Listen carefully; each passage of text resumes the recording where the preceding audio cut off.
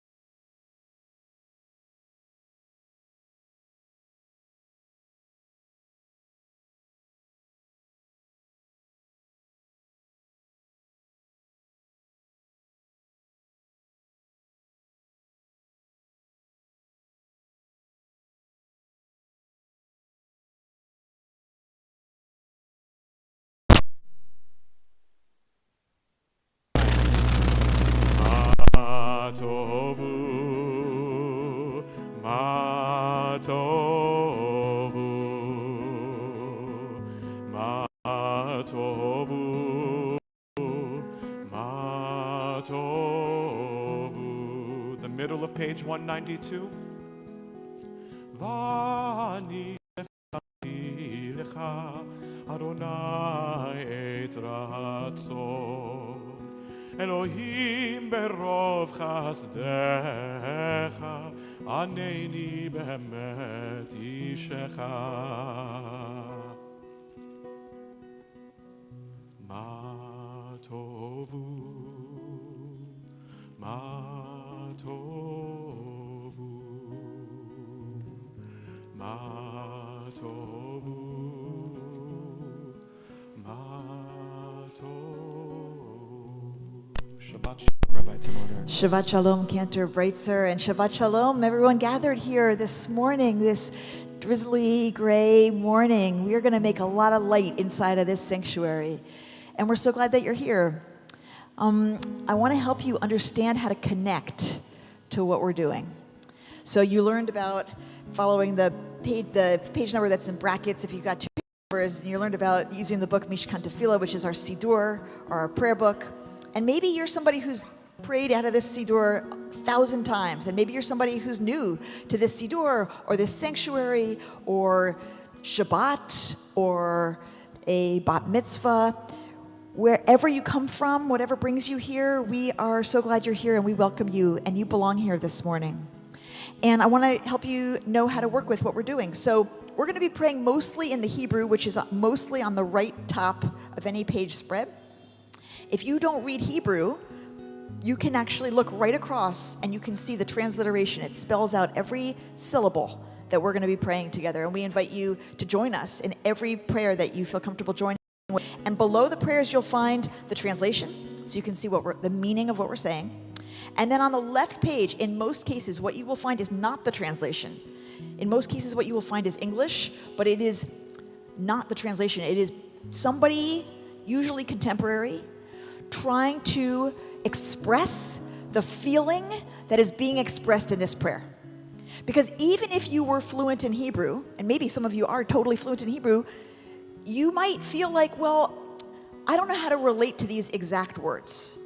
You might be somebody who's both fluent in Hebrew and totally relates to these words, and then I'm not speaking to you because you know what to do. But if you're somebody who goes, I don't know if that's words that I would say. I don't know what I think about those words. I'm not sure how I relate to those words.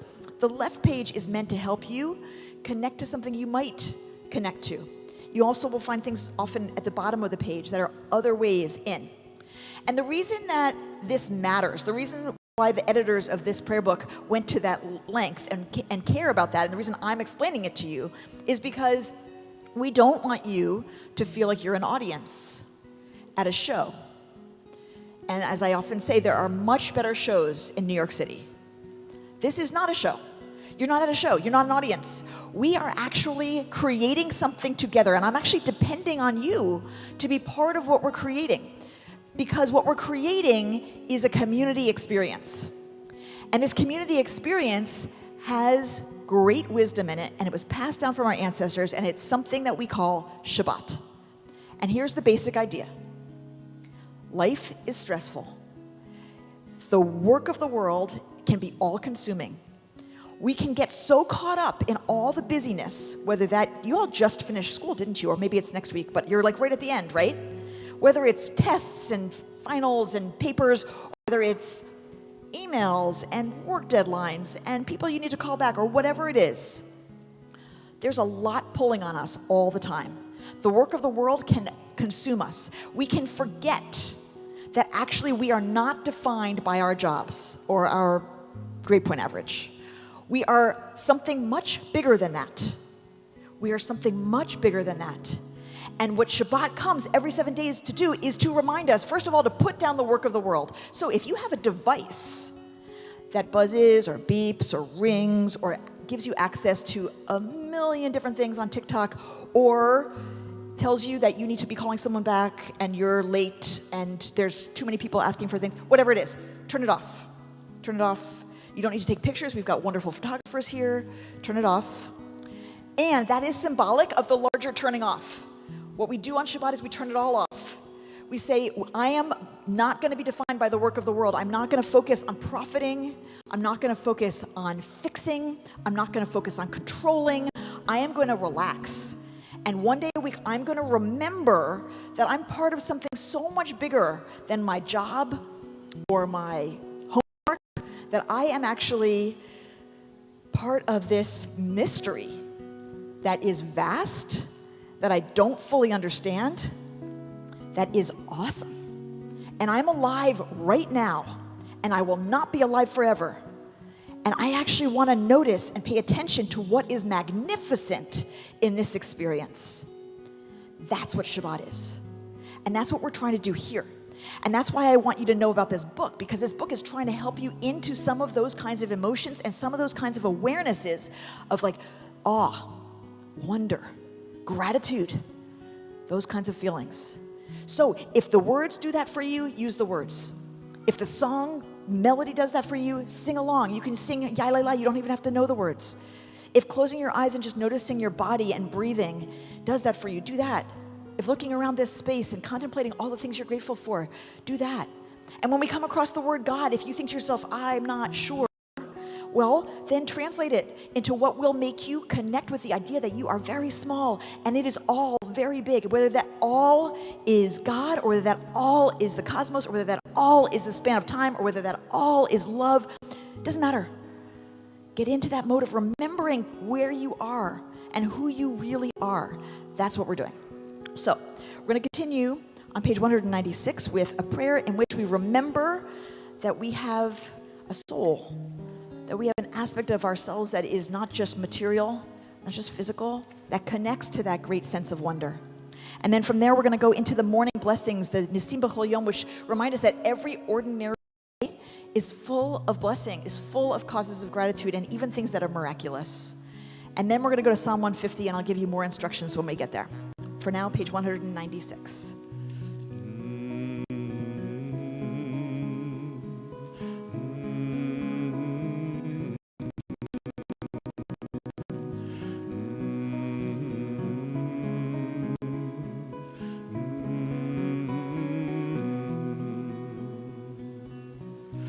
Elohai, Elohai, neshama,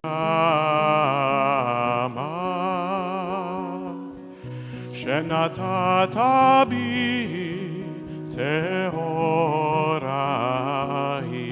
Together, Elohai. Elohai, Elohai, neshama,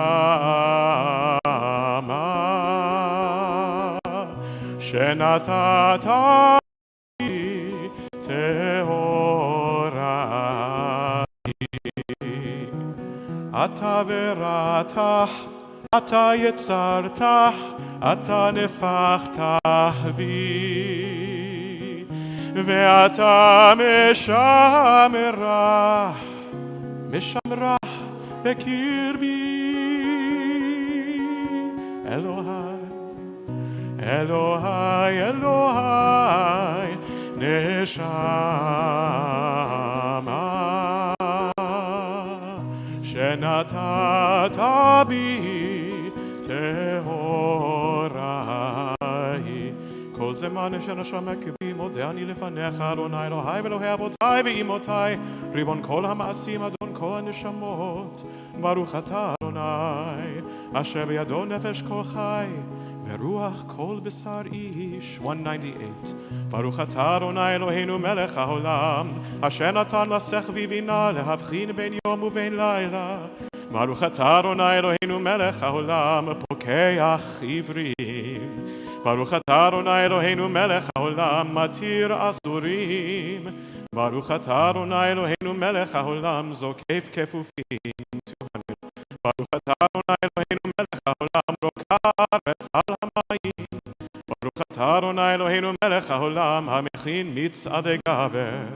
Baruch atah Adonai Eloheinu melech haolam malbish arumim.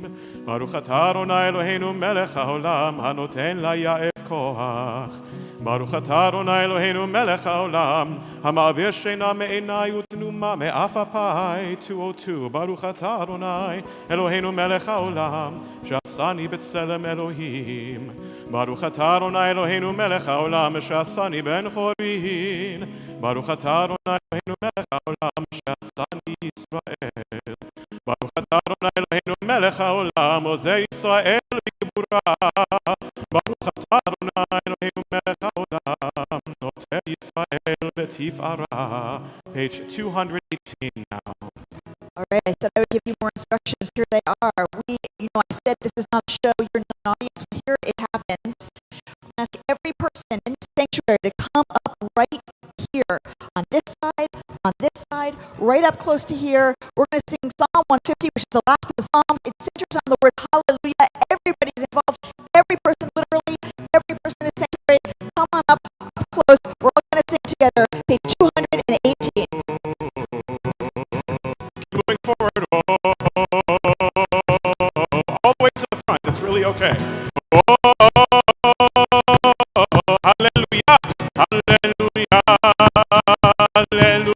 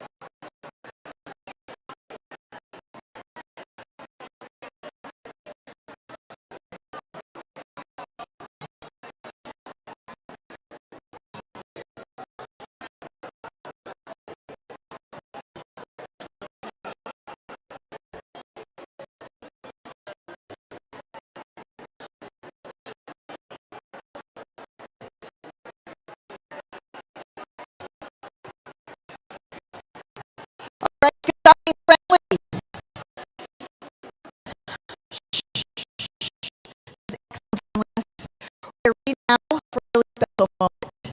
We're going to invite Zoe and Samantha to come up here. And we're going to invite special members of their families to give them their health coach.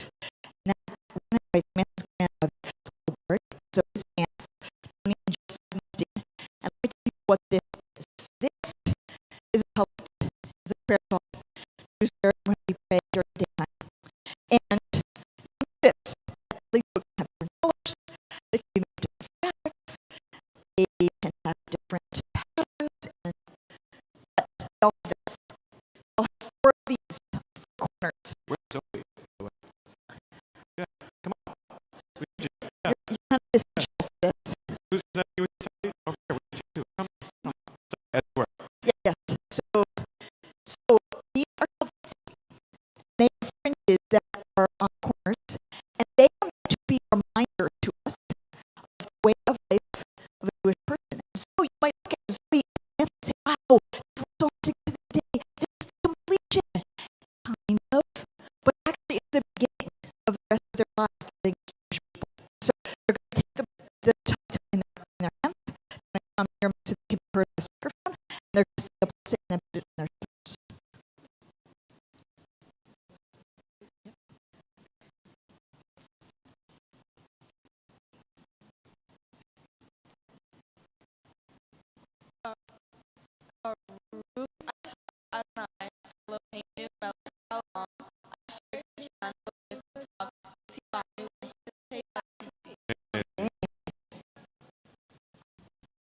Now we're going to do 2, 4. We're going to face this way toward Jerusalem.